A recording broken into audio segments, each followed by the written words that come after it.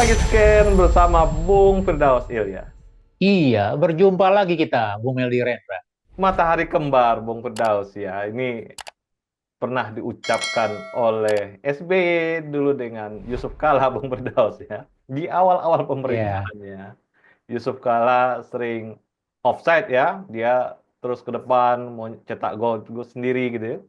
Nah, sekarang ini lewat antek-antek Jokowi ini yang juga ya menteri-menteri yang dulunya beraliansi dengan Jokowi juga melakukan hal yang sama di kabinet Prabowo. Jadi ada di kabinet Prabowo ada kelompok orang yang sebenarnya murni adalah kelompok Prabowo dan juga ada orang-orang yang sebenarnya adalah kelompoknya Jokowi gitu ya. Dan kelompok Jokowi ini tidak bisa mengakses kelompok Prabowo gitu ya. Dan Prabowo juga eh, agak sungkan-sungkan atau punya strategi untuk kelompok-kelompok Jokowi. Dan saya melihat ini matahari kembar ini adalah sebuah masalah di sebuah kabinet karena loyalitas orang itu mendua, Bung Firdaus ya. Dan ini akan kita bahas bagaimana matahari kembar ini terjadi dan merusak kinerja kabinet Prabowo. iya, Bung Meldi. Isu atau gosip matahari kembar di pemerintahan Prabowo nampaknya semakin mencuat, Bung Meldi. Paling tidak pasca Lebaran kemarin, gitu ya. Ternyata selain banyak dari menteri yang melakukan, ya, Presiden juga melakukan open house, banyak menteri atau kabinet atau pejabat-pejabat tinggi negara melakukan soan ketemu dengan Presiden Prabowo, begitu ya. Tetapi di balik itu, beberapa hari kemudian atau dalam waktu yang selang yang tidak lama misalnya, banyak juga menteri-menteri yang berangkat terbang ke Solo ketemu dengan mantan Presiden Jokowi, begitu ya. Menteri-menteri aktif, gitu ya. Di antaranya ada Menteri Kesehatan, kemudian Zulkifli Hasan, kemudian ada menteri yang lain misalnya.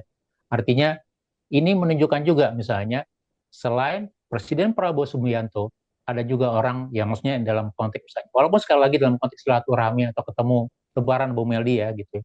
Dan yang menarik adalah, ya, sebagian dari menteri atau pejabat itu mengatakan bahwa Presiden Jokowi adalah bos mereka juga, begitu. Nah, di dalam konteks yang lebih taktis atau gosip politik misalnya, orang bertanya-tanya, jangan-jangan memang ada ketaatan, multi ketaatan, atau ketaatan yang tidak satu garis begitu ya. Tidak semua kabinet atau anggota kabinet Presiden Prabowo atau elit politik di Presiden Prabowo misalnya itu memiliki kepahaman atau manut pada satu komando yang sama. Jangan-jangan ada sebagian masih menganut bahwa komandonya Presiden Jokowi, mantan presiden, atau presiden ketujuh misalnya, sementara yang lainnya presidennya adalah presiden yang sekarang begitu. Nah, kalau dalam konteks efektivitas dan kinerja, jangan-jangan ini juga yang menjadi salah satu catatan kenapa kinerja pemerintahan agak tersendat-sendat, Bung Meldi. Program pemerintah, kemudian tata kelola pemerintah itu menjadi agak lambat begitu. Performa APBN tidak baik misalnya, program-program unggulan tidak berjalan. Karena apa? Karena adanya matahari kembar begitu ya.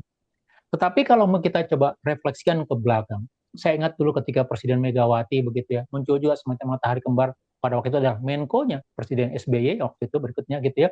Dan pada akhirnya Presiden SBY keluar dari kabinet Presiden Jokowi dan membentuk partai sendiri begitu ya. Dan seperti yang Bu Meli ilustrasikan tadi, ketika Presiden SBY menjadi presiden, ada juga wapresnya yang muncul begitu yang lebih kreatif, lebih inovatif dan maju ke depan gitu. Dan ini juga terjadi pada awal pemerintahan Jokowi misalnya ketika Pak Jokowi dengan Yusuf Kala juga gitu. Tetapi kalau kita lihat misalnya, satu yang menjadi pembeda dengan situasi sekarang adalah pada waktu itu yang dilihat dianggap sebagai matahari kembar adalah orangnya juga masih dalam sisi pemerintahan juga begitu. Artinya apa? Kita melihat ada satu koherensi kewenangan dalam sisi bagian dari yang berkuasa gitu ya. Tetapi sekarang Presiden Jokowi merupakan mantan presiden begitu ya, bukan merupakan orang yang diamanatkan lagi untuk berkuasa atau memerintah misalnya, karena amanat atau kekuasaan itu ada pada Presiden Prabowo begitu. Nah, pertanyaan kita, akankah fenomena matahari kembar atau ketaatan ganda ini gitu ya, itu akan mempengaruhi kinerja-kinerja pemerintahan dalam membangun sistem tata kelola, target-target pemerintahan dan segala macam misalnya. Atau kalau mau kita coba lihat dalam konteks kinerja misalnya, jangan-jangan orang yang berangkat dari basis dukungan Jokowi karena bagian dari pendukung Prabowo dalam Pilpres 2024 kemarin yang mengantarkan Prabowo pada kursi kepresidenan gitu ya, tetapi ternyata kinerja atau performanya atau integritasnya tidak cukup baik misalnya, itu menjadi salah satu catatan dalam melakukan reposisi atau pergantian gitu ya atau segala macam dengan orang yang lebih baik, yang lebih bisa seirama begitu ya, kalau kita bicara bagian dari orkestra begitu ya. seirama dengan Presiden Prabowo Subianto begitu. Dan itu yang menurut saya menjadi lebih menarik melihat apakah juga di balik dugaan atau gosip politik matahari kembar di dalam pemerintah sekarang pada satu sisi apakah matahari itu adalah seorang Prabowo atau jangan-jangan mataharinya masih presiden yang lama Jokowi memilih. Itu yang menarik untuk dilihat lebih lanjut gitu. Gaya pemerintahan transisi, Bung Firdaus ya. Prabowo yang punya utang budi ke Jokowi, ini kan sebuah transisi juga. Dan gaya konsolidasi yang pernah dilakukan oleh Soeharto di awal dia berkuasa dengan jenderal-jenderal yang masih punya loyalitas dengan Soekarno misalnya, dia perlahan-lahan menggeser jenderal-jenderal atau orang-orang Soekarno yang ada di pemerintahan dia, didubeskan Bung Firdaus, ya, secara pelan-pelan ditaruh di luar. Dan dalam konsolidasi Prabowo ya untuk menguatkan sebuah kabinet yang kerjanya cepat dan cerdas, Bung Firdaus, tentunya orang-orang Jokowi, antek-antek Jokowi misalnya ini bisa juga ditaruh di pos-pos yang tidak penting, Bung Firdaus, dan secara perlahan Prabowo melakukan konsolidasi untuk kekuasaannya agar efektif, efisien dalam mencapai tujuan kabinetnya bisa bergerak cepat, Bung Firdaus. Iya betul, saya sepakat sekali. Yang menjadi basis penilaian atau apa namanya evaluasi atau monitoring terhadap kinerja atau kelembagaan tertentu lah kinerja, prestasi begitu ya. Jadi kalaupun memang misalnya nanti prestasinya tidak baik, tidak bisa bekerja secara baik, tidak bisa melakukan komunikasi dan koordinasi, daripada mempersulit irama kerja pemerintah, lebih baik dinonjolkan saja, dipinggirkan saja. Tidak ada justifikasi atau pembenaran untuk mempertahankan orang seperti itu begitu. Dan saya pikir terlepas nanti apakah bagian dari para pendukung anteknya Presiden Jokowi atau pendukung partai politik yang lain begitu ya, atau dari penyumbang dana kampanye yang lain, selama tidak memiliki kinerja, tidak memiliki integritas, performa yang baik, maka hukumnya wajib untuk dievaluasi dan diganti, Bu Meldi, begitu. Tetapi saya juga melihat pada satu sisi ada semacam fenomena agak ketidakpercayaan diri seorang Presiden Prabowo Subianto begitu ya di awal masa pemerintahan atau kabinetnya. Terlebih lagi dengan situasi global yang begitu keras begitu ya.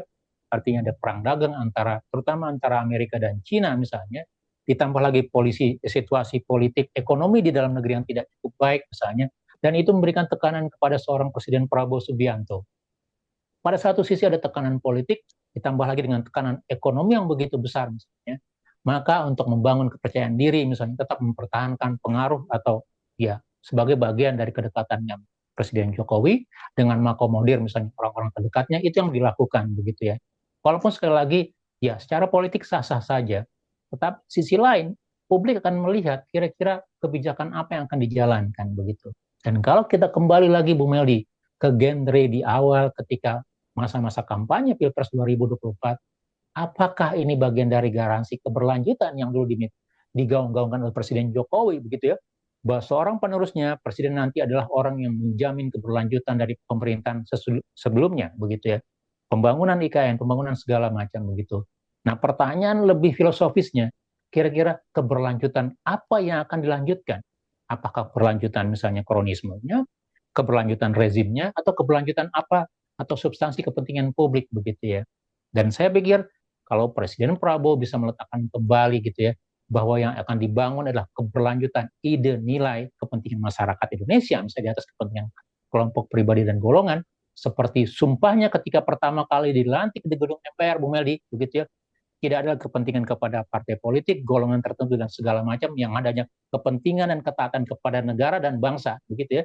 Kalau itu yang dilakukan, maka Presiden Prabowo punya keringanan tangan, tidak ada keberatan di dalam misalnya menggeser orang-orang entah itu sebagai bagian dari antek kroni tertentu misalnya, dan itu malah menimbulkan apa ya semacam dualisme di dalam pemerintahan. Jadi sekali lagi memang pertanyaannya seberapa efektif, seberapa berani seorang Presiden Prabowo dalam menegakkan bahwa the right man in the right place begitu ya, bahwa misi-misi kebangsaan di depan, dan Prabowo akan menjadi pemimpin yang memantu atau menjadi leader di dalam membangun cita-cita bangsa, Bu. 6 bulan Prabowo berkuasa, Bung Firdaus ya. Kalau sebagai musisi atau sebagai lead vokal gitu ya, ini masih demam panggung, Bung Firdaus. Percaya dirinya belum muncul gitu ya. Jadi lagu yang dinyanyikan masih sumbang gitu. Nah, ini Prabowo saya kira secara mental Bapak adalah pemimpin kita, sedangkan Jokowi tidak memimpin lagi. Jadi pikiran-pikiran, mindset itulah yang harus muncul di Prabowo, Bung Firdaus. Tentunya budaya Jawa yang dia alami juga ya sungkan karena adanya dukungan-dukungan Jokowi di awal kekuasaannya untuk meraih kekuasaannya. Tapi saya kira pada titik ini, marilah Prabowo percaya diri memimpin bangsa ini dengan segala lepas gitu ya. Jadi tidak ada hambatan-hambatan psikologi enak nggak enak, lakukan apa yang benar, lakukan itu secara benar, Bung Firdaus. Iya, betul sekali. Walaupun dalam konteks yang lebih filosofis misalnya, seorang pemimpin harus memberikan apa namanya jaminan kepastian, memimpin secara penuh berintegritas gitu ya. Tapi di sisi ini kita lihat sebagai seorang mantan tentara begitu ya, mestinya Presiden Prabowo tidak punya hambatan atau halangan dalam membangun kabinet yang kompak, yang solid begitu ya, tidak menimbulkan dualisme dalam tafsir perintah atau program kerja begitu. Dan kalau kita lihat sekali lagi, Presiden Prabowo, Anda bukanlah seorang komandan tentara atau komandan batalion atau komandan kostrat begitu ya, atau komandan pasukan khusus lagi, tetapi adalah komandan seluruh rakyat Indonesia begitu ya, yang apa namanya mengedepankan prinsip-prinsip dasar kemanusiaan, keadilan, demokrasi dan seterusnya begitu ya, dalam rangka mewujudkan cita-cita berbangsa dan bernegara seperti dalam Undang-Undang Dasar 45 misalnya Bu Medi.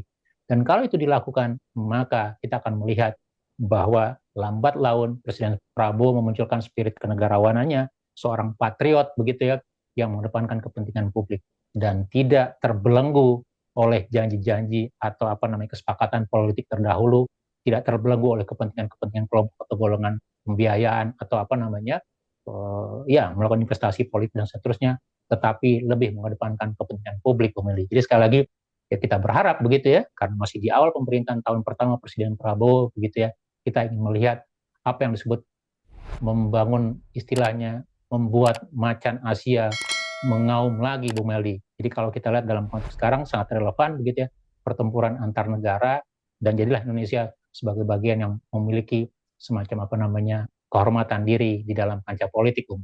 Terima kasih, Bung Firdaus. Iya, sama-sama Bu Meldi, terima kasih banyak. Salam Indonesia bersih. Salam Indonesia bersih.